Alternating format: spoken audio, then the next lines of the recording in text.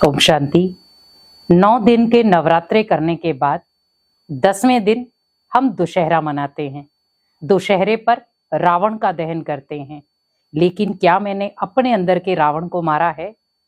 आज अगर हर इंसान ये देख ले कि मुझे अपने अंदर के रावण को मारना है, सामने वाला रावण वो तो जल जाएगा। हमने उसमें बहुत सारे पटाखे भरे, पटाखे फूट गए, रावण फट गया और रावण जलाकर हम आ गए और हमने कहा दुशहरा हो गया। लेकिन मुझे ये ध्यान रखना है कि मुझे दुशहरा तो देखना है, लेकिन उसके साथ साथ मुझे अपने अंदर के रावण को भी मारना है। और वो रावण कोई और नहीं, हमारी खुद की ही रची हुई बुराइयां हैं।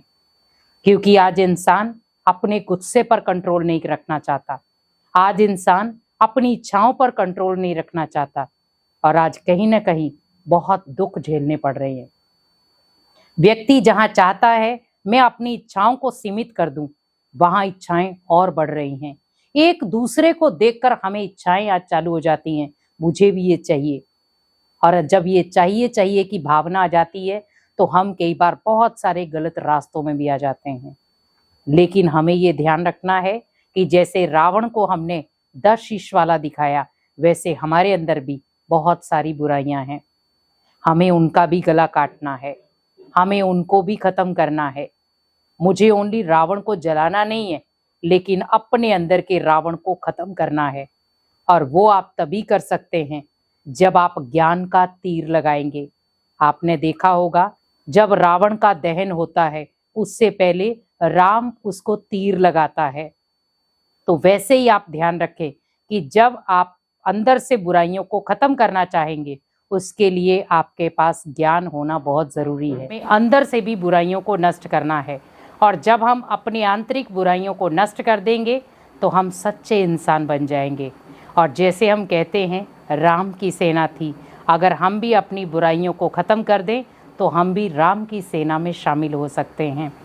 जैसे कहा कि रावण को बहुत सारे सिर दिखाए हमने, 10 शीश दिखाए, लेकिन फिर भी उसके सिर के ऊपर दिखा दिया गधा। ज्ञान बहुत था उसके पास, पर लेकिन वो ज्ञान अहंकार में कब कन्वर्ट हो गया उसे खुद भी पता नहीं चला। उसने सोचा मुझे शिवजी ने वरदान दे दिया है, लेकिन भगवान भी कहते हैं मैं अगर वरदान दे सकता हूँ, लेकिन वही वरदान अगर कोई बच्चा गलत यूज़ करता है तो वो अभिश्राप भी कब बन जाएगा कोई पता नहीं चलेगा। ज्ञान को ज्ञान के तरीके से यूज़ करें, क्योंकि जब आपके जीवन में ज्ञान होगा तो आप अपने जीवन को श्रेष्ठ बना सकते हैं। और जब वही ज्ञान अहंकार का रूप ले लेगा तो कब आप अपने जीवन को नष्ट कर देंगे, कब आप अपने संस्कारों को नष्ट कर देंगे, आपको खुद भी पता नहीं चलेगा। तो यहाँ पर हमें सबसे पहले ध्यान रखना है कि हमें रावण के दहन के साथ साथ अपने अंदर की बुराइयों का भी दहन करना है। कि मुझे अपने अंदर में जो बुराइयां हैं, जो मेरे परिवार को दुख दे रही हैं, जो मुझे दुख दे रही हैं, मेरे घर को दुख दे रही हैं, मुझे उन बुराइयों को ख़त्म करना है और खुद को एक श्रेष्ठ इंसान बनाना है। तो ही आप ये सच्चा दुशहरा मना पाएंगे। क्योंकि दुशहरा सबसे पहले इसीलिए मनाया जाता है ताकि आप दुशहरे पे अपनी कमियों को ख़त्म करें और दीपावली जब आए तो आप बड़े प्यार से दीपक जलाकर और अपने भगवान का आह्वान करें ताकि वो आपके घर में सुख समृद्धि लेकर आए। ओम शांति।